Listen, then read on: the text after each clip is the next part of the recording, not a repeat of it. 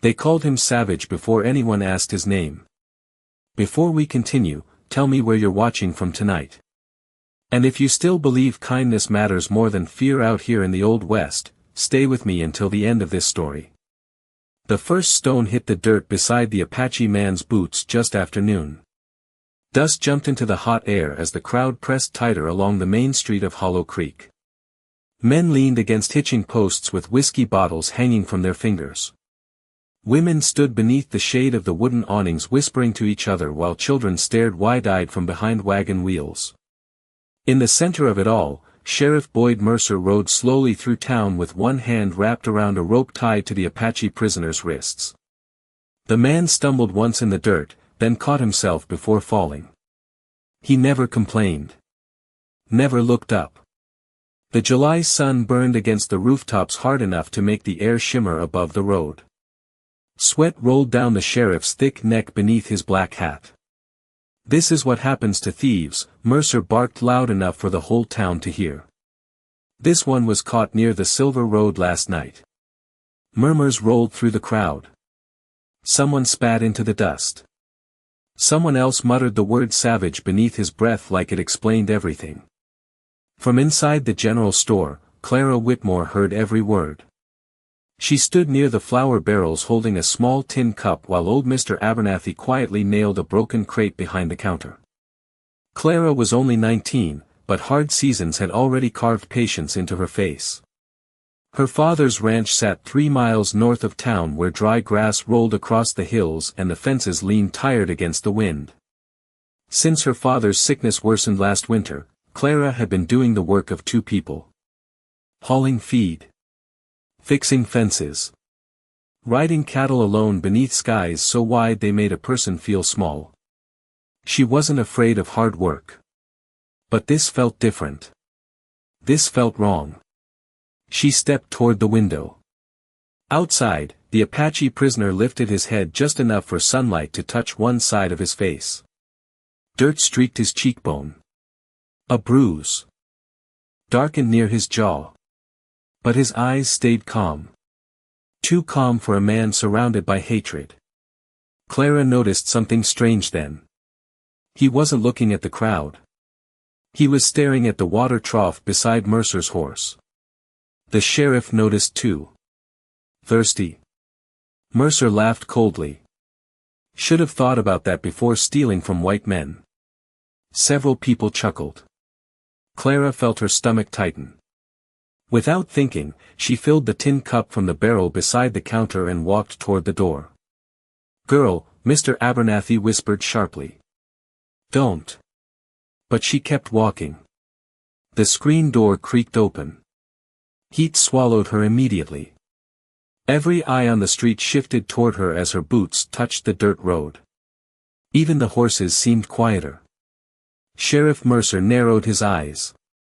"Miss Whitmore," he said slowly. "Best head back inside." Clara ignored him. She walked straight toward the prisoner with the cup trembling slightly in her hand. Dust moved softly around her boots as the wind pushed through town carrying the smell of leather, horses, and sun-baked wood. The Apache man looked up at her for the first time. Surprise flickered briefly across his face. Clara stopped inches away and held out the water. Sheriff Mercer's horse shifted sideways. Leather creaked. "I said that's enough," Mercer warned, his voice dropping lower now. "Dangerous." Clara swallowed hard. The entire town held its breath. Then, slowly, she placed the cup into the prisoner's chained hands. The Apache man stared at the water for one long second before drinking carefully. Not greedily. Not desperately. Just quietly. Respectfully. Somewhere behind Clara, a woman gasped. Another voice muttered, "Lord have mercy." Sheriff Mercer climbed down from his horse until his boots hit the dirt beside Clara. "You got a soft heart," he said. "Soft hearts get people hurt out here." Clara finally looked him in the eye. "Maybe people get hurt when nobody has one." Silence spread across Hollow Creek so deep even the wind seemed to stop moving. Mercer studied her face for a long moment, jaw tight beneath the shadow of his hat. Then his gaze drifted toward the Apache prisoner. "Lock him up," he ordered one of the deputies. "Quietly. And somebody remind the Whitmore girl what side she belongs on before sunrise." The ride home felt longer than 3 miles that evening. Clara Whitmore kept hearing the silence from town echoing inside her head louder than the sound of her horse's hooves. Hollow Creek had gone quiet after she handed the prisoner that cup of water. Not peaceful quiet. The kind that settled over dry land before lightning struck somewhere far away. The sun dipped low behind the western hills, turning the dust along the trail copper-red. Wind rolled across the prairie carrying the smell of sagebrush and distant rain that never seemed to reach this part of the territory anymore. Clara tightened her fingers around the reins as her ranch finally came into view. The old fence leaned crooked beside the pasture. Half the boards on the barn needed replacing before winter. Smoke curled slowly from the chimney where her father sat inside fighting another evening cough. Nothing about the Whitmore ranch looked worth threatening. But Sheriff Mercer had looked at her like a man making promises. Her horse had barely stopped before Elias Whitmore stepped onto the porch. Even at 62, he still carried himself like the rancher he used to be before the sickness hollowed his chest and stole strength from his lungs. The fading sunlight caught silver in his beard as he studied her face carefully. "Something happened in town," he said quietly. Clara climbed down from the saddle without answering right away. She removed the horse blanket slowly just to keep her hands busy. "Mercer brought in an Apache prisoner," she finally said. Elias nodded once. "Word travels fast around here." Clara stopped moving. "You already heard?" "Deputy Collins rode past an hour ago." Elias leaned one shoulder against the porch post. "Said you embarrassed the sheriff in front of half the county." Clara looked down at the dirt beneath her boots. "I gave a thirsty man water. Out here, that is enough to start trouble." A weak cough interrupted him. He pressed a hand against his ribs while Clara quickly stepped toward the porch. "You should be inside. I have survived worse than cold air." But his breathing stayed shallow. Clara helped him into the kitchen where supper waited untouched beside the stove. The room smelled faintly of coffee grounds, dry wood, and medicine herbs hanging near the window. Elias lowered himself slowly into the chair beside the table while Clara poured him water from the iron kettle. Outside, the sky darkened inch by inch. Coyotes began calling somewhere beyond the hills. "That man in chains," Elias said after a long silence. "Did he look dangerous to you?" Clara remembered the prisoner's eyes. Calm. Steady. Tired more than angry. "No," she answered honestly. "He looked alone." Elias stared toward the window where twilight settled across the pasture like smoke. "That usually scares people more." Clara sat across from him quietly. "Mercer says he stole silver." Elias gave a tired laugh without humor. "Mercer says many things when money is involved." Clara lifted her eyes. "You know something." The old rancher rubbed slowly at the scar along his wrist, a habit he had whenever old memories returned. 20 years ago this land belonged to Apache families before silver was discovered near Hollow Creek. His voice lowered carefully. "Some men got rich after that. Some men got badges." Clara felt cold despite the heat still trapped inside the cabin walls. "You think Mercer lied?" Elias looked at her for a long moment. "I think fear makes people believe whatever keeps their hands clean." Outside, hooves suddenly thundered across the yard. Clara stood immediately. 3 riders stopped near the fence line beneath the moonlight. She recognized one of them instantly.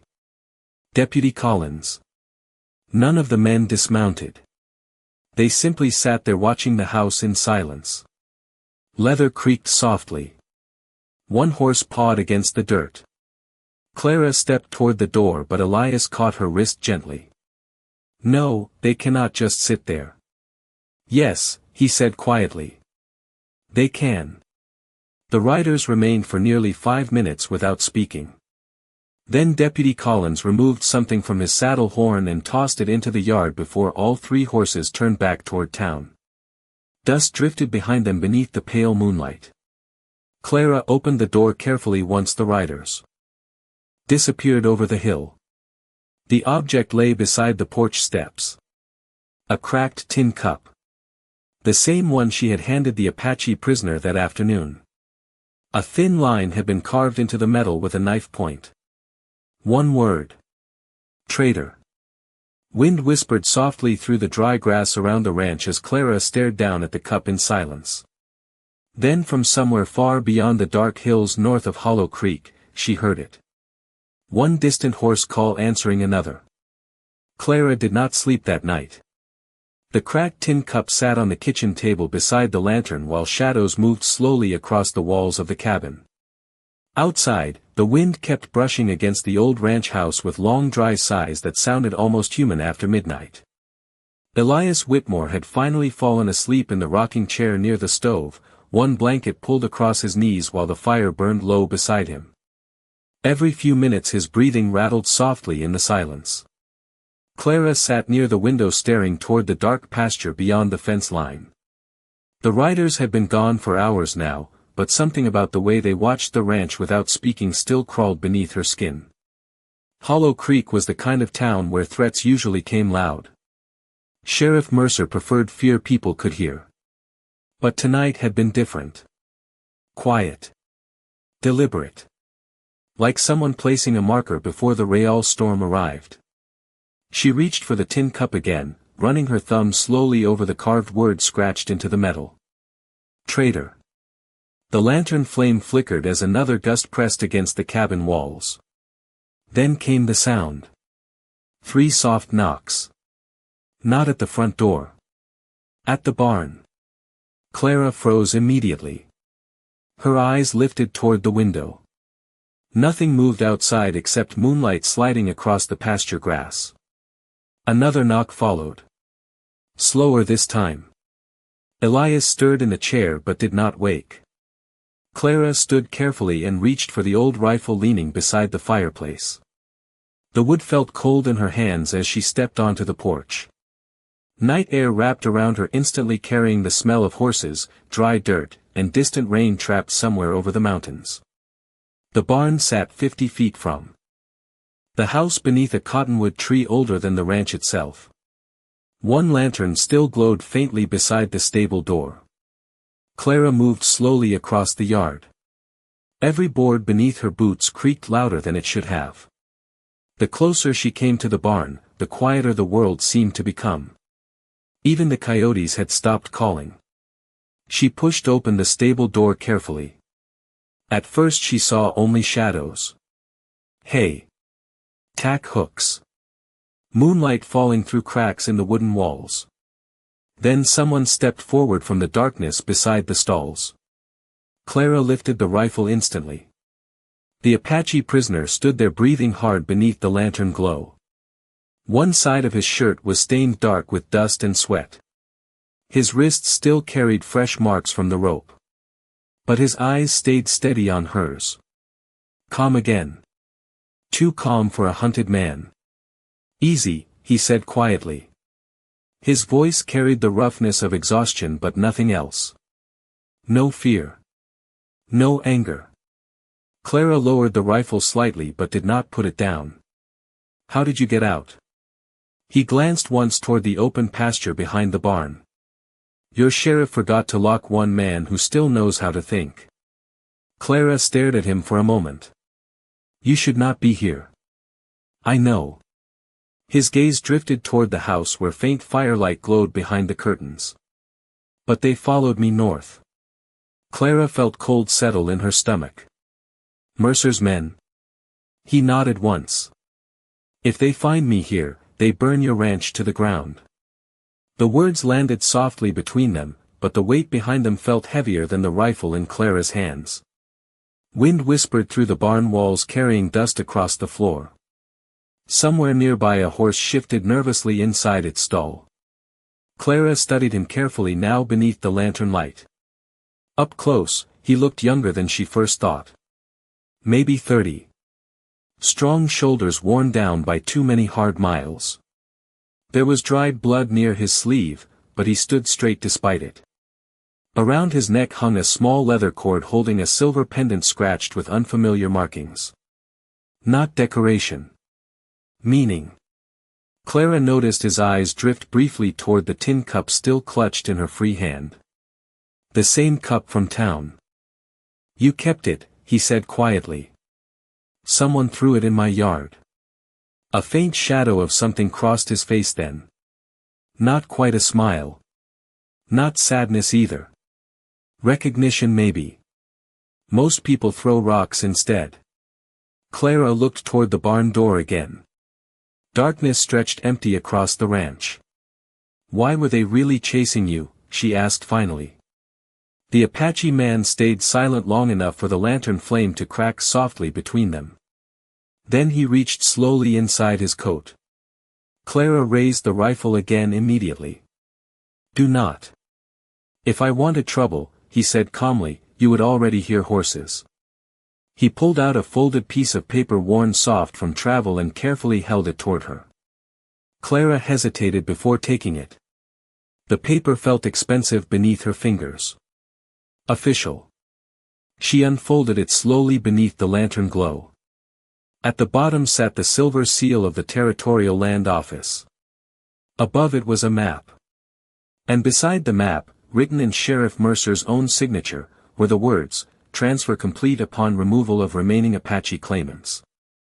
The lantern light trembled softly across the paper in Clara Whitmore's hands while the barn fell silent around them. She read the line again slower this time. Transfer complete upon removal of remaining Apache claimants. Sheriff Mercer's signature sat beneath the words sharp and certain like the mark of a man who believed nobody would ever question him. Clara lifted her eyes toward the Apache standing across from her. Where did you get this? She whispered. From Mercer's office. His voice stayed calm, but exhaustion pressed heavily against every word now. I was not there to steal silver. Wind moved through the cracks in the barn walls carrying the faint smell of rain somewhere far west beyond the hills. Clara folded the paper carefully. Then why did they chain you through town like that? The Apache man looked toward the open pasture for a long moment before answering. Because I saw names on that paper that should still be alive. Clara felt the weight of the map suddenly grow heavier in her hands. Elias Whitmore had warned her years ago that silver changed men faster than gold ever could. Hollow Creek had once been a cattle town. Quiet. Forgettable. Then miners discovered silver veins beneath the northern ridge 6 years earlier, and suddenly strangers flooded the territory carrying deeds, rifles, and promises nobody trusted. Sheriff Mercer rose with the town after that. Before long, people stopped asking where his money came from. What is your name? Clara asked quietly. The man hesitated only briefly. Takoda. She nodded once. The name somehow fit him. Steady. Simple. Like river stone worn smooth by time. Clara glanced down again at the document. Several marked areas circled the land north of Hollow Creek, including portions near her father's grazing fields. But one section near the ridge carried a darker ink mark beside it. Removed. Those families, Clara said carefully. The ones listed here. Takoda's expression hardened slightly beneath the lantern glow. Gone. He did not say more than that. He did not need to. Silence settled heavily between them while horses shifted softly inside the stalls nearby. Clara suddenly understood something then that made her stomach tighten. Mercer had not dragged Takoda through town because he was dangerous. He had done it because fear was easier to control than truth. Why come here? She asked. Takoda looked directly at her now. Because you were the only person in Hollow Creek who looked at me like I was human. The words landed harder than she expected. Clara turned away briefly pretending to adjust the lantern wick just to steady herself. Outside, thunder rolled faintly somewhere beyond the distant mountains. A storm was moving closer. You should leave before sunrise, she said quietly. Mercer will search every ranch north of town. Takoda nodded slowly. I know. Yet he did not move toward the door. Clara noticed the way he held one arm close against his side now. His breathing had grown tighter since she first found him in the barn. You are hurt. It is nothing. That means it is serious. For the first time, something close to amusement touched the corner of Takoda's mouth. Small. Brief. Gone almost immediately. Clara stepped toward the supply shelf near the workbench and grabbed a clean cloth along with a small bottle of whiskey her father used for cleaning cuts. Sit down. Takoda remained standing. You should not help me anymore. Clara glanced toward him while pouring whiskey onto the cloth. You already brought trouble to my barn. Might as well finish the job. Another distant thunder roll drifted across the prairie. Takoda slowly lowered himself onto an overturned crate beside the stall door. Up close beneath the lantern light, Clara could see dust worked deep into the seams of his coat from long miles of riding. His silver pendant rested against his chest, catching small flashes of light each time the lantern moved. She carefully pulled back the torn fabric near his shoulder. The wound beneath looked angry but clean. Not fresh. Several days old at least. This happened before they arrested you, she realized. Takoda nodded once. Near the ridge. Clara cleaned the wound gently while silence filled the barn again. Somewhere outside, wind brushed through the cottonwood leaves with a sound like distant whispers. Mercer thinks you are alone, she said after a while. Takoda looked toward the dark barn doorway. That is what he hopes. Clara stopped moving. What does that mean? But before he could answer, both horses inside the stable suddenly lifted their heads at the same time. Ears forward. Alert. Then came the sound. Hooves. More than one horse this time. Riding hard toward the ranch through the darkness. The sound of approaching horses rolled across the ranch like distant thunder, growing closer with every second. Clara Whitmore set the whiskey bottle down immediately while Takoda rose from the crate beside the stall door despite the pain tightening across his shoulder. Both horses inside the barn shifted nervously now, hooves scraping against old wood, nostrils flaring at whatever rode through the darkness toward them. Clara moved quickly to the barn entrance and looked out across the pasture. Moonlight spilled pale silver across the grasslands beyond the fence line, and there they were. 3 riders cutting hard through the night straight toward the ranch house. Sheriff Mercer's deputies. Even from this distance Clara recognized Deputy Collins by the white brim on his hat. Inside, she whispered sharply. Takoda did not move. His eyes followed the riders calmly, measuring distance the way experienced men did when trouble came too fast for luck to matter. They tracked me. Clara looked back toward him. Can you ride? Yes. Can you outrun them? Takoda stayed silent just long enough to answer her question without speaking. The deputies were less than 300 yards away now. Clara could hear saddle leather creaking between hoofbeats. Lantern light from the cabin windows spilled softly across the yard where her father still slept, unaware of what was coming. There is an old wash trail behind the north pasture, Clara said quickly. It cuts through Dead Cedar Ridge. Takoda glanced toward her with surprise. You know that trail? My father used it before Hollow Creek existed. Clara crossed the barn fast and grabbed an old saddle blanket hanging beside the wall. The ravine stays hidden for nearly 4 miles. If you reach the canyon before sunrise, they lose your tracks in the rocks. Outside, one deputy shouted something as the riders entered the yard. Clara could not make out the words over the pounding hooves. Takoda stepped closer now, lowering his voice. If Mercer finds out you helped me leave, he already thinks I did. Clara threw open the rear stable gate leading toward the north pasture. Cold wind rushed instantly into the barn carrying the smell of rain and distant sagebrush. Clouds were gathering thicker overhead now, swallowing pieces of moonlight one by one. Takoda looked toward the open trail, then back at Clara. For the first time since she met him, uncertainty crossed his face. "Why are you doing this?" Clara tightened the saddle blanket in her hands. "Because my father taught me something when I was little." She swallowed once before continuing. "Men who need chains to prove they are right usually are not." The sound of horse hooves suddenly stopped outside the front of the barn. Silence followed. Heavy silence. Clara heard Deputy Collins dismount. Boots touched dirt.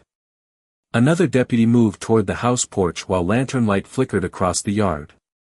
"Clara Whitmore." Collins shouted. "Sheriff wants a word."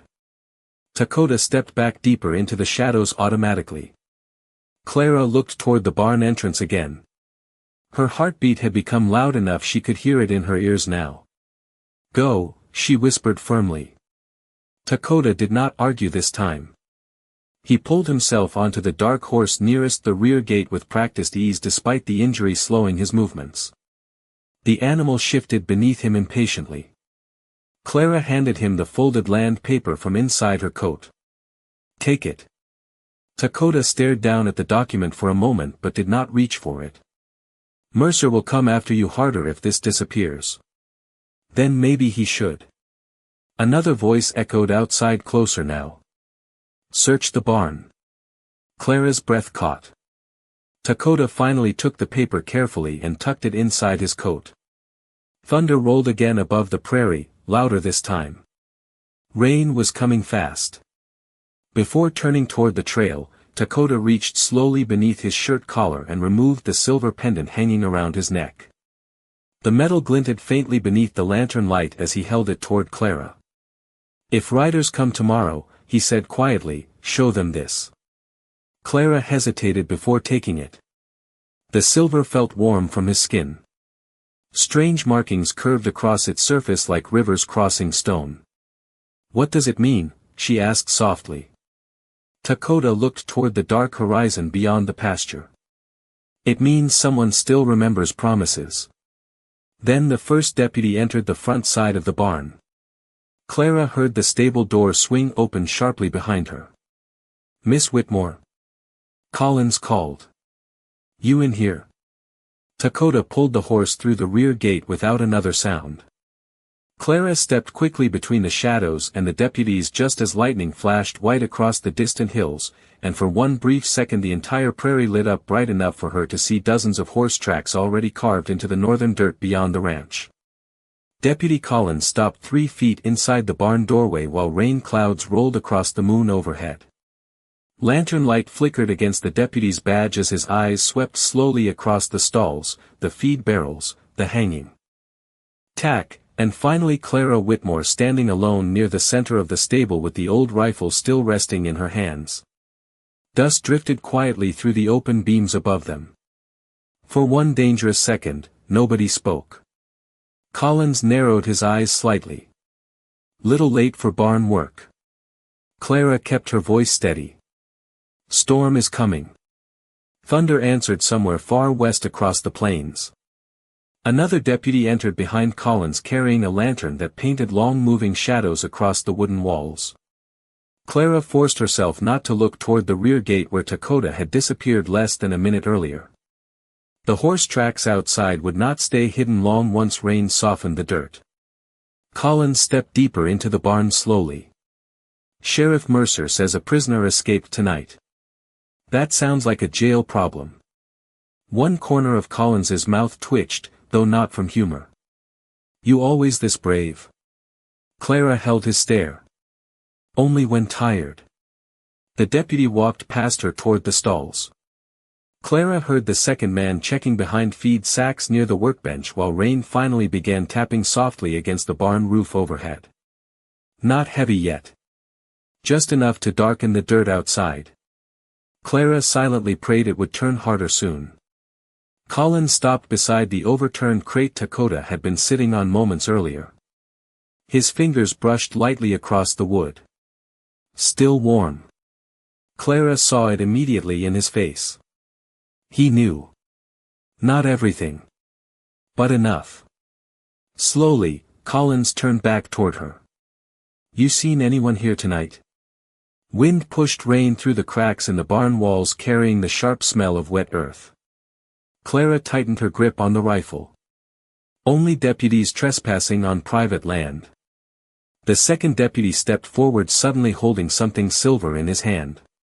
Clara's heart dropped for half a second before she realized it was only an old horseshoe hanging near the tools. Nothing back here, the man muttered. Collins remained still a moment longer, studying Clara's face beneath the lantern glow. Then his eyes drifted toward the open rear gate. Rain had already begun washing portions of the ground into mud. Hoofprints blurred slowly beneath the water. Another few minutes and they would disappear entirely. Collins noticed that too. Clara could see the calculation behind his eyes now. He removed his hat briefly, brushing rainwater from the brim. You ought to be careful, Miss Whitmore. His voice had lowered. Quieter now. Sheriff Mercer is not a man who forgets embarrassment. Clara said nothing. Collins looked toward the ranch house where warm light still glowed behind the curtains. Especially when the whole town saw it. Thunder rolled louder this time directly overhead. The horses inside the barn shifted uneasily while rain strengthened against the roof in sudden hard bursts. Collins finally stepped backward toward the entrance. If you see the Apache, he said carefully, you tell the sheriff before sunrise. Then he paused once more beneath the doorway. That would be the smart thing. Clara watched the deputies ride away through the storm without answering. Their lantern light faded slowly into the darkness toward Hollow Creek until only rain remained. She stayed standing in the barn long after they disappeared. Listening. Waiting. But Takoda never returned. By dawn the storm had passed east, leaving the prairie washed clean beneath pale gray skies. Clara had not slept at all. She sat on the porch wrapped in her father's old wool coat while cold morning wind pushed mist across the pasture grass. The silver pendant Takoda gave her rested heavily inside her palm. Strange markings curved across the metal, worn smooth by years of use. Not decoration. Promise. Elias Whitmore stepped carefully onto the porch beside her, carrying 2 cups of black coffee. His face looked older in the morning light. Tired in a way sleep could not fix. Deputies came through town before sunrise, he said quietly while handing her a cup. Mercer is angry. Clara gave a weak laugh. He was angry yesterday too. Elias sat beside her slowly. No. This is different. Clara looked toward him.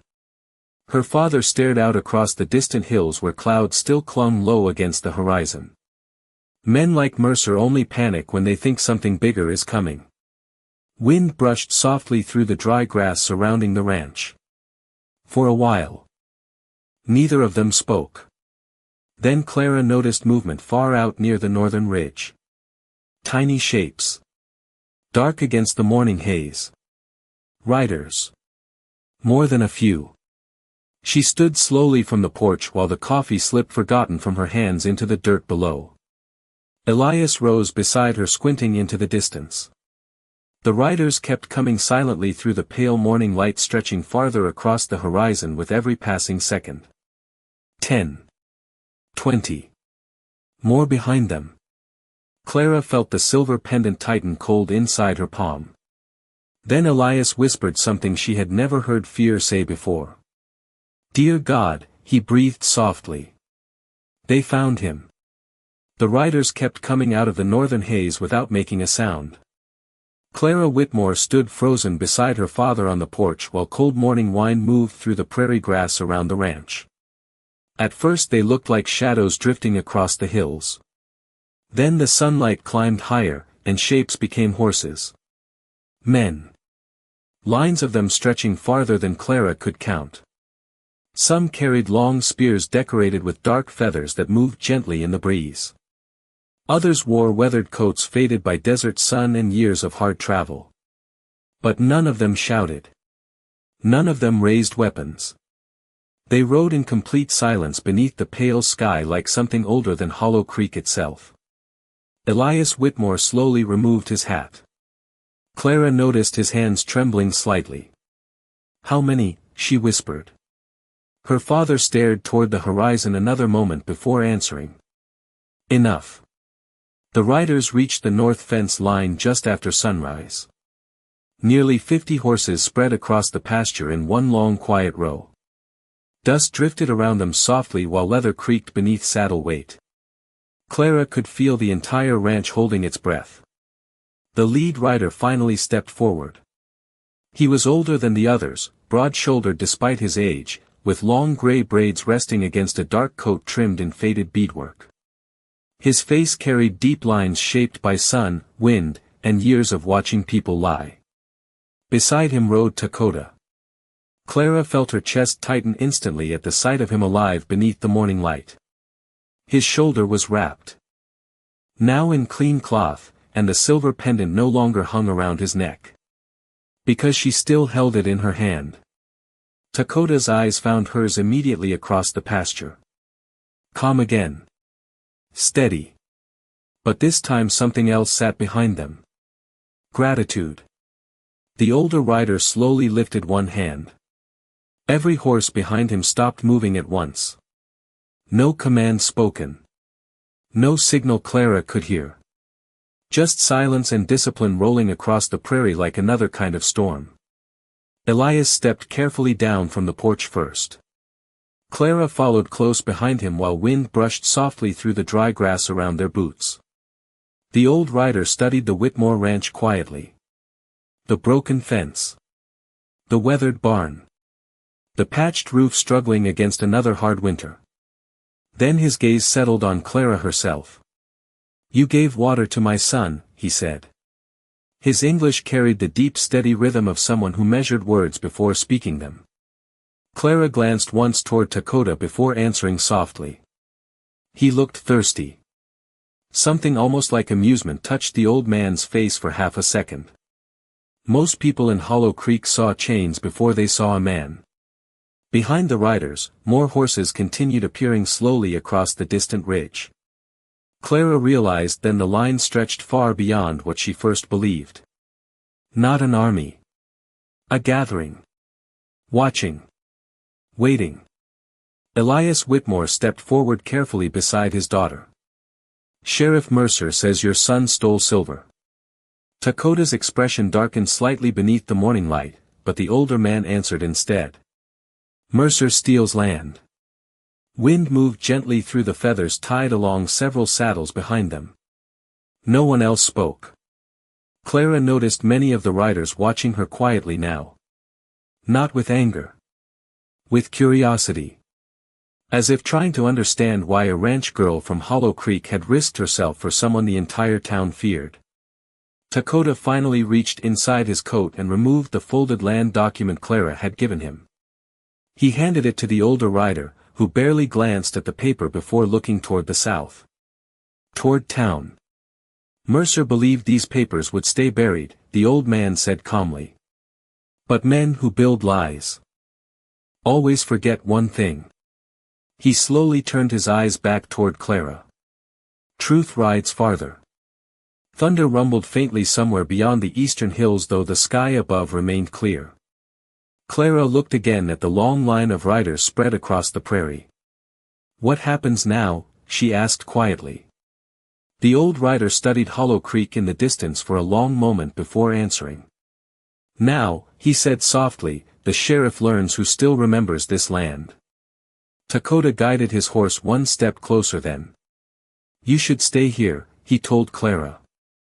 "Mercer will not stay calm once he sees us." But before Clara could answer, another sound drifted across the plains from the south this time. Fast horses. Hard riding. Everyone turned together toward the distant road leading from Hollow Creek. Dust rose quickly beneath the morning sun. Sheriff Mercer and nearly 20 armed deputies were riding straight toward the ranch. The deputies reached the Whitmore ranch fast enough to send dust rolling across the pasture like smoke before a wildfire. Sheriff Boyd Mercer rode at the front beneath a black hat darkened by sweat despite the cool morning wind. Behind him came nearly 20 armed men from Hollow Creek, their horses nervous now as they saw the line of Apache riders waiting silently across the field. The moment Mercer pulled his horse to a stop, the entire prairie seemed to freeze. No birds. No windmill creaking. Only leather shifting softly beneath saddle weight and distant thunder moving somewhere beyond the hills. Mercer's eyes swept across the riders one by one before settling on Takoda beside the older Apache leader. Clara Whitmore watched something flicker across the sheriff's face then. Not anger. Recognition. Fear. He covered it quickly. Well now, Mercer called loudly, forcing a laugh that sounded too sharp against the silence. Looks like Hollow Creek's got visitors. None of the Apache riders answered. Mercer glanced toward Clara standing near her father by the porch steps. Miss Whitmore, he said. Step away from them. Clara did not move. The sheriff's jaw tightened slightly. You are standing beside wanted criminals. Takoda guided his horse forward one slow step. You chained an innocent man through your town. Several deputies shifted uneasily behind Mercer at the calmness in Takoda's voice. The older Apache leader finally spoke.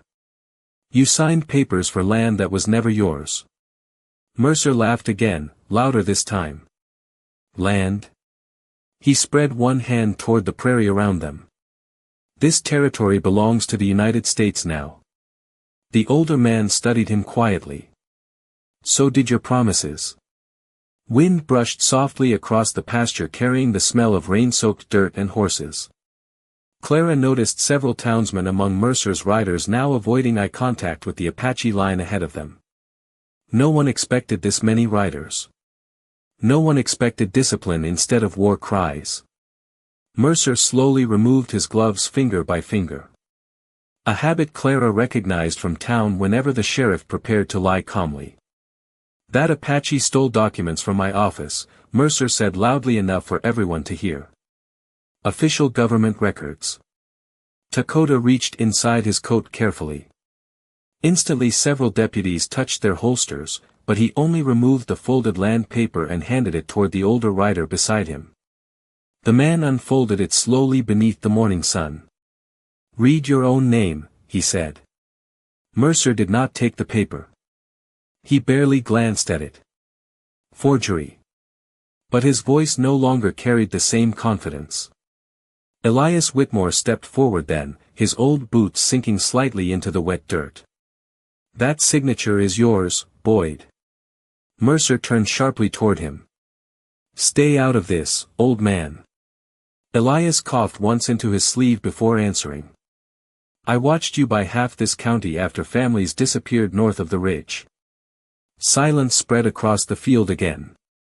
One deputy shifted heavily in his saddle behind Mercer. Another quietly lowered his eyes toward the ground. Clara saw it happening slowly now. The sheriff could feel it too. Men beginning to think. Beginning to remember. Mercer pointed suddenly toward Takoda. That savage is filling your heads with stories. Takoda's expression never changed. Stories do not leave signatures. The older Apache leader reached inside his coat next. This time he pulled out something small. Wrapped in cloth. Carefully, he unfolded the fabric and revealed a silver badge covered in dirt and age. Clara saw Mercer's face drain pale almost instantly. One of the deputies beside him whispered softly under his breath. The badge belonged to Deputy Harris. Missing for nearly 3 years. Mercer stared at it without blinking. Where did you get that? The old Apache leader's eyes hardened like stone worn by rivers. From the man buried beside your silver ridge. Nobody moved. Nobody breathed.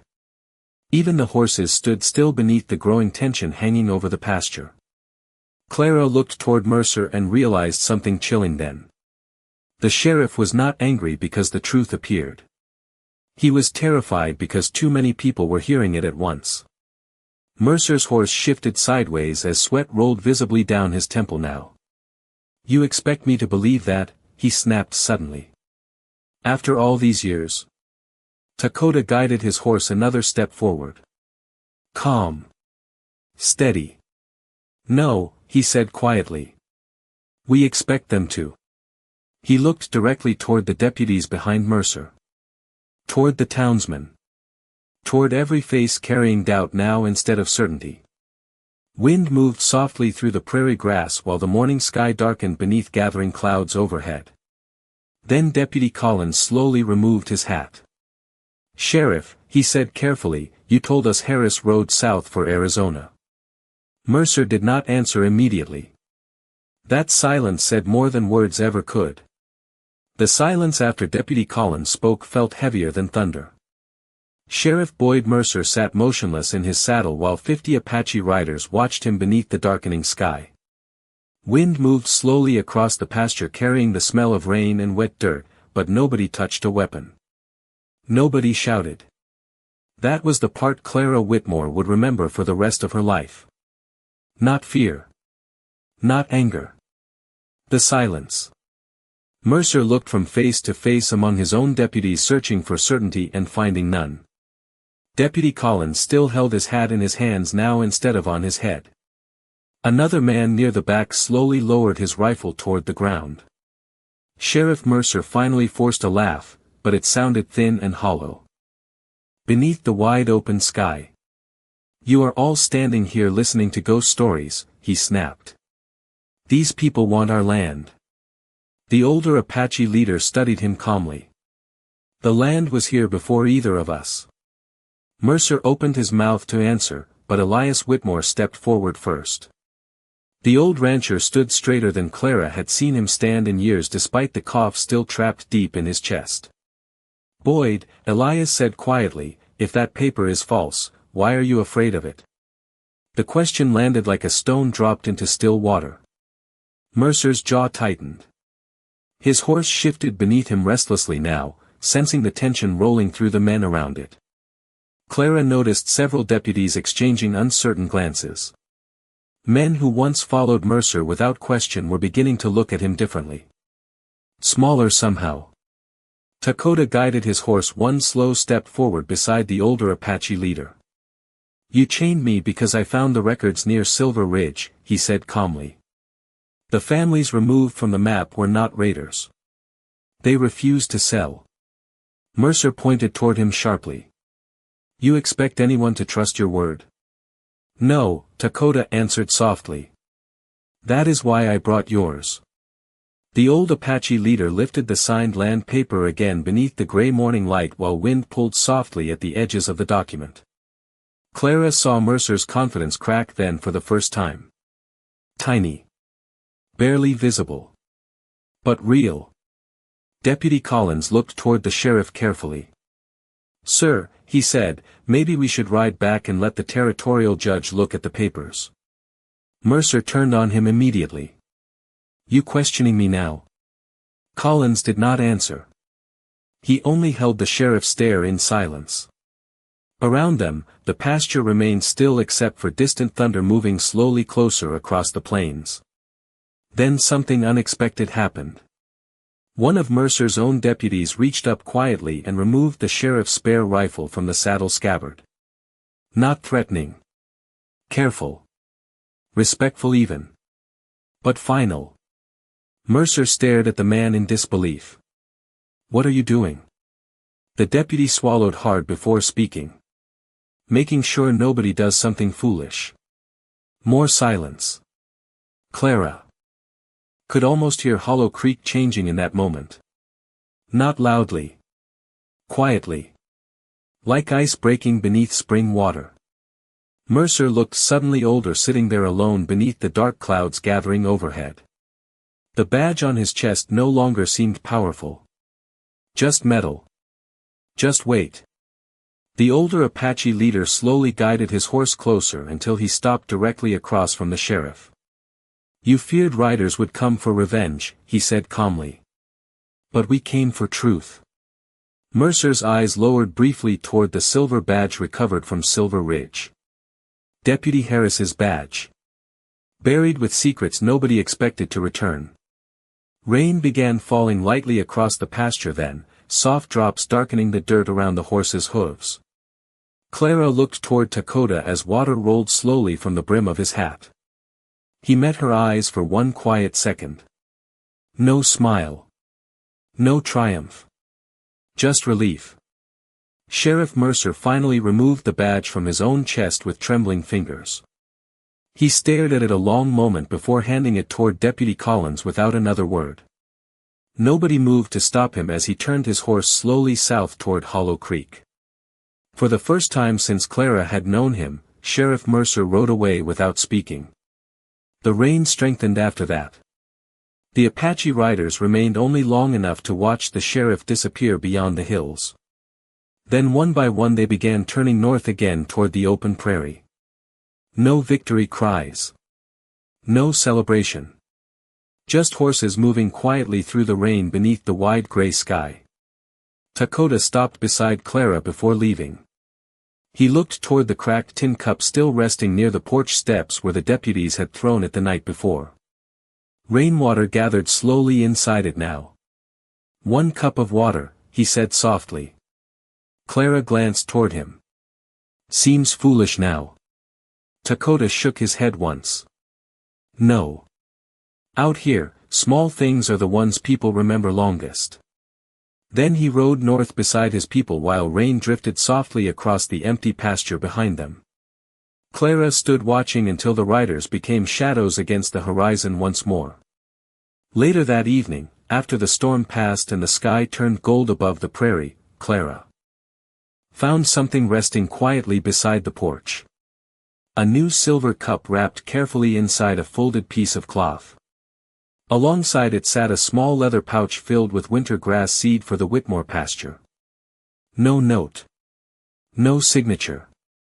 None was needed. Far beyond the ranch, thunder rolled gently over the fading hills while the last light of day stretched across the land like a promise finally